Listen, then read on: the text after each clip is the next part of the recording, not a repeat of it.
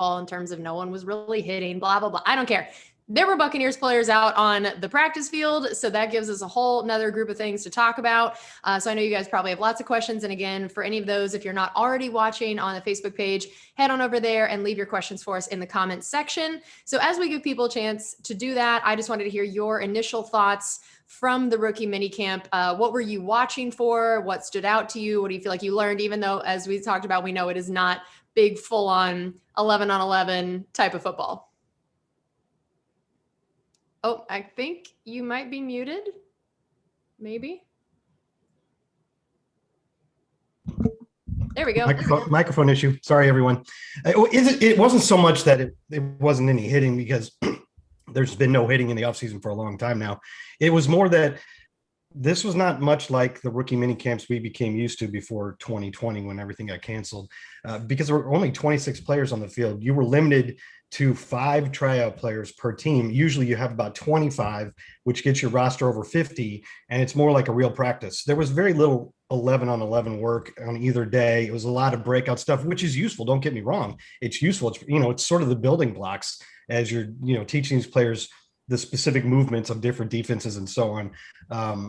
And it's important stuff, but it didn't look like much like a full 11 on 11 practice very often. But it was good to see, for instance, Kyle Trask. Bruce Arians had very glowing praise of him both days. Again, it's just against mostly other rookies and not a lot of full speed work, but he was putting the ball where he's supposed to, so that's good. And the 2 linebackers, Grant Stewart and KJ Britt, step right in as the Mike and the Mo, the Devin White and Levante David positions. And people said they did a good job of running the defense. So there was some nice things to see out there, but again, it was sort of limited. And I know there were, you talked about the limited number of guys brought in for tryouts. There were a few vet players signed after the rookie minicamp weekend. So first of all, kind of explain why there are vets at what's called rookie minicamp, and then who these guys are that we signed and what that means.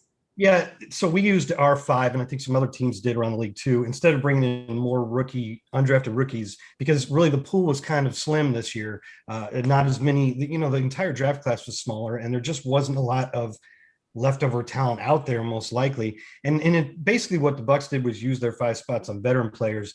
They would have probably brought those 5 in for regular tryouts anyway, had there not been a mini camp. So instead, they just got to get them an extended tryout, really.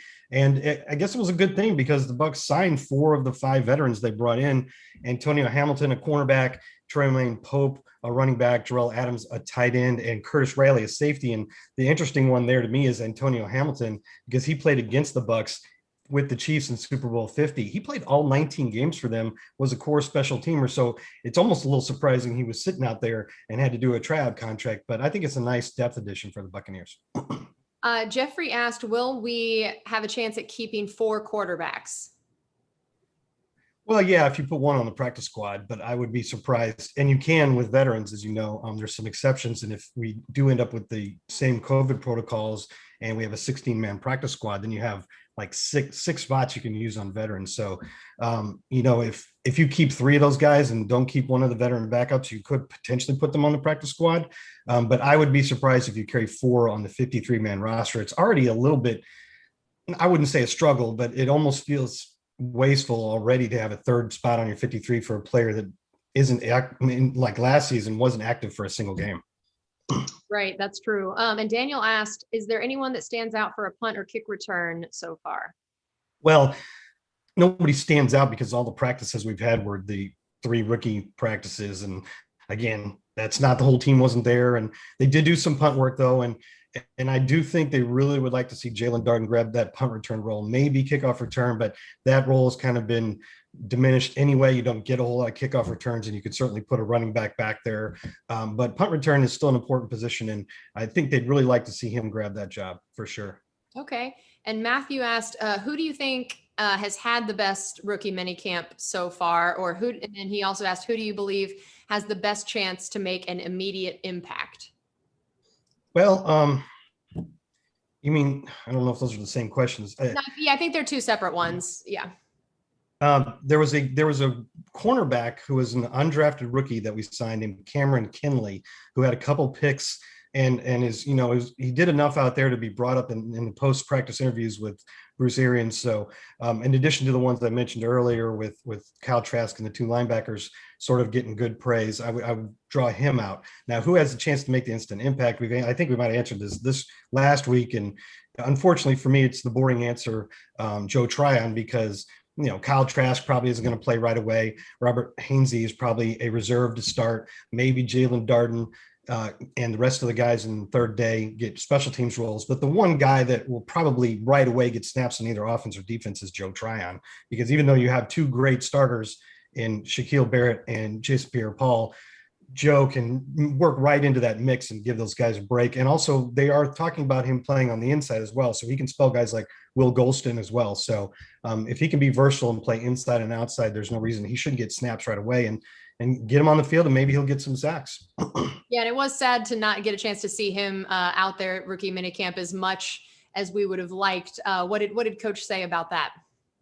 Joe had a minor scope, and the Bucs knew that on his knee. The Bucs knew that before the draft. Obviously these things are relatively common these days. So they think he could be back by the mandatory mini camp in June. So if they think there's a good chance of that, then obviously they're not worried at all about the start of training camp. Right. And speaking of who's going to be ready, Scotty asked, will OJ be ready to go? Yeah, the last time the coach talked about him, he said he's doing great. It's another guy that could possibly play in the mini camp, but I think he's definitely on time to be ready to go when training camp starts. So yeah, they're very optimistic about where OJ is right now. Okay. And Richard asked, other than Darden and Mickens, is there anybody else competing for the return job? Well, I don't know, because we've had 3 practices and it was only rookies. So yeah, we didn't have a punter. They weren't doing any punting or kicking off or anything like that. Those two seem like the obvious front runners. Usually when you're doing training camp, you have 4 or 5 guys back there. Obviously, Scotty Miller has been catching punts in practice for the last 2 years. He probably has the highest ratio of punts caught in practice to punt return reps in actual games. In fact, maybe not, because it's probably infinite, because I don't think he's been back there for a punt, so it'd be divided by 0. But he has always been involved in the punt return mix. He's always one of the guys back there, so they can throw him back there knowing that they're comfortable with his hands. Okay. And we talked about whether or not there would be 4 quarterbacks on the roster or not. Now we've had a few people ask who would be the odd man out, you think, if we don't keep 4, or what could be some of the decisions about why you keep each guy? Yeah, it really seems kind of obvious. Tom Brady is your starter. I don't think you draft Kyle Trask in the 2nd round and don't at least keep him for his rookie season. And I'm saying that on the far end of the spectrum, because obviously I think he'll be around for a long time. But why draft a guy in the 2nd round and then cut him, and risk putting him on the practice squad or something and get snapped up right away? So I think those two seem obvious that they have roster spots. And if I'm right about us keeping 3 instead of 4, that means that the competition for probably the main reserve behind Tom Brady would go down again to Blaine Gabbert and Ryan Griffin. Now, like last year, that was the same case, and Blaine Gabbert became the primary reserve, but we kept 3, so they all remained. This time with Kyle Trask there, the math is a little bit different. So I don't even really enjoy this discussion, because both those guys have done a lot of great work for the Buccaneers, and it's weird to think about either of them not being around this coming fall. And maybe there's a way they all stay, but just it seems pretty obvious that it's between those 2 for the reserve spot behind Tom. Okay. And we had talked about Robert Hainesy and the fact that his versatility is one of the things that, the scouts and coaches really liked about him. Did we learn anything about that and where they might be looking at him during minicamp? Yeah, they looked at him, I think, almost exclusively during camp. They looked at him at center, which is a position that he hadn't worked at yet, but he was happy about that because he already basically knows how to play tackle and guard. And center's obviously a very different animal than the other 2, because you have to snap the ball. And also usually they're very much involved in the calling out of protection schemes and the, if you're switching up schemes or whatever, you're making adjustments. So there's a lot more to it mentally, and you have the added physical aspect of having to make good snaps. So, the Buccaneers don't have a real obvious backup reserve to Ryan Jensen at center. So I think they'd really like to see him be the primary guy there.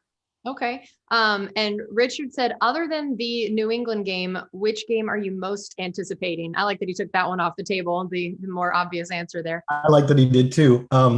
And if you like these type of questions, you can read the roundtables that Casey and Carmen Vitale and I are doing this week on the schedule. And in fact, that was our topic for week one, most anticipated game. Casey got to go first and took New England, which was what she should have done. I I took the Buffalo game in I think week 14. I just think that's going to be a really fun matchup. We don't get to see Buffalo down here very often, and so it's pretty great that when they do come here for the first time in 8 years, that it's an exciting Buffalo team, because they went through a long drought like the Buccaneers did, even longer since their Super Bowl era, until they rose to relevance in recent years.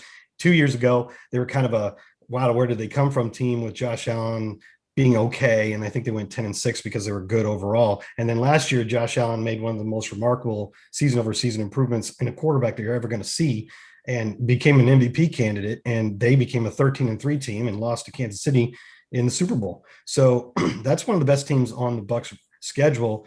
And at that point in week 14, if both the Bucs and Bills are meeting expectations, those are probably going to be key players in both conference races for the playoffs. And so that's going to be one of the big games on the entire NFL schedule, if that's the case. And it's just an exciting team. I haven't got to see Josh Allen play a lot, but I've read a lot about his style of play. I've seen the highlights, of course. And I just think he's loaded with weapons around him, just like Tom Brady is. So it could be a really exciting game. How about you? So Buffalo is what I would have said other than New England, which it actually is what I picked for one of our other roundtables of the most exciting offense the Bucs are going to face this next year. And I loved that it's in week 14, because I think, everybody expects both of those teams to be in the hunt and that game to really be important and matter at that point. I mean, it would still be exciting even if it was in, week 3 or something, but I do think there's something about week 14. And I even like that it's down here, because so often with an offense like Buffalo that relies so much on passing, if you get into these games in late November and December, they can really get affected by their weather up there. If it's one of those crazy, snowy, rainy, cold Buffalo days, and you just might not get to see the peak Josh Allen airing it out type of offense that they really want to do. So the fact that it's down here, I think we'll get to see more peak Buffalo offense that time of year. So yeah, I think that's going to be a really fun matchup to watch. And he's got a fun little group of wide receivers there. So I feel like that's going to be a fun battle at that point. So yeah, that was my answer as well. And we had a question from, and now I've lost it. Where to go? Oh, there we go. Kirk said, in your opinion, which is the strongest position that Tampa currently has? Well, we have the greatest quarterback of all time, so you could easily say quarterback, but I think he probably wants something with more depth to it. It's kind of the same thing at inside linebacker. I mean, you'd be hard pressed to find a better starting duo than Devin White and Levante David. And we do have some more depth now if these rookies work out, but that's a little bit unproven. So I guess I'll have to go with the obvious answer of wide receiver. You got one of the best starting duos. I really like what Scotty Miller brings to the team. I think Tyler Johnson has a lot more he can show this coming year. And if you kind of group pass catchers together the way the NFL is these days and add the tight ends there, some analysts, when they're talking about teams pass catchers, they just call them all receivers and include the tight ends in there. And, the Bucs have Gronkowski and Cam Brate and OJ Howard. So pass catchers would be my answer. Okay. Yeah, I would agree with that. And we'll close with this one. Anthony asked, between Rojo and Fournette, who do you think will get the majority of snaps, or will it be more 50-50? Is it really Anthony and not Anthony? Yeah, yes. I wonder if it's Anthony O'Clair still following his just team. Still paying attention to the Buccaneers. Yeah. He would have said A at the end, though, I guess. What's the question again? He asked, and now I lost it again. Is it Rojo or Fournette who gets more carries? Yeah, Rojo or Fournette, and who do you think will get the majority of snaps? Well, I'm going to go with the incumbent for now, Ronald Jones. He got a basically 2-to-1 snap or handoff ratio, probably not a snap ratio because Fournette was on the field for more third downs, but he had a 2-to-1 handoff ratio in the regular season last year, even after missing time at the end of the season, almost exactly 2-to-1. Now, after Leonard Fournette showed what he could do in the playoffs and then re-signed with the Buccaneers, you got to believe that his share of the offense is probably going to go up some next year, but maybe not enough to actually catch Rojo in terms of, that entire gap of 2-to-1. So I would go with Ronald Jones, but I do think that Leonard Fournette is going to close that gap some this year. All right. Well, that's going to do it for us on this edition of Buccaneers Insider Live presented by Miller Lite. As always, thanks for those amazing questions, and stay with us these coming weeks as we learn more and more about the guys on the field through rookie mini camps and the mandatory mini camps. So we will see you next week.